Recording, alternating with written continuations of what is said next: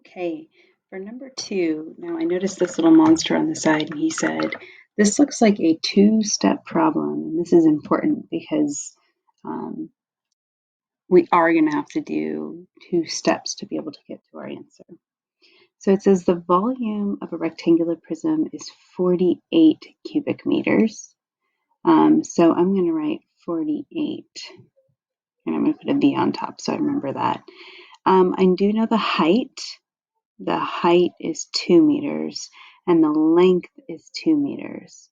So it looks like our unknown, our variable, is our width. So I'm going to put a W here because I know that length times width times height is going to give us our volume. So we have the 2, we have the 3, and then we have an unknown of the width.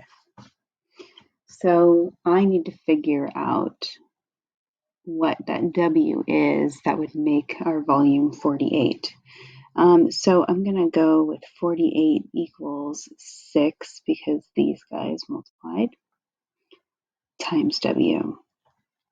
All right, so this is multiple choice, which is helpful. I know my math facts, which is going to help me with my 6s. So I need to figure out 6 times what is 48. And I know 6 times 6 is 36. And I do know that 6 times 8 is 48.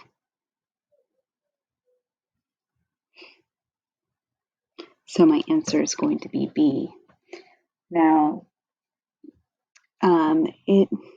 16 and 24 meters would definitely get us too high. We don't need to solve exact, but I know 10 times 6 would be 60, and that would be too much.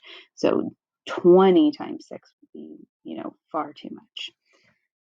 All right, now for the second part, this might be where you were getting caught up. It says, Delilah chose A as the correct answer. How did she get that answer? So I'm not exactly sure how she would have gotten 6, but the one thing that I noticed is that my height and my length multiplied with 6. So maybe she just stopped at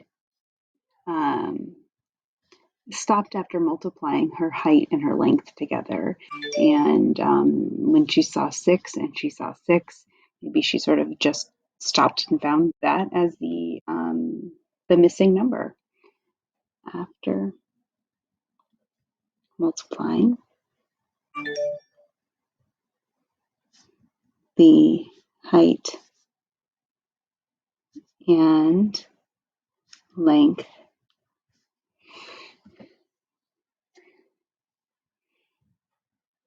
she saw 2 times 3 equals 6.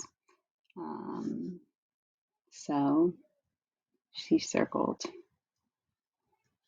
6 meters.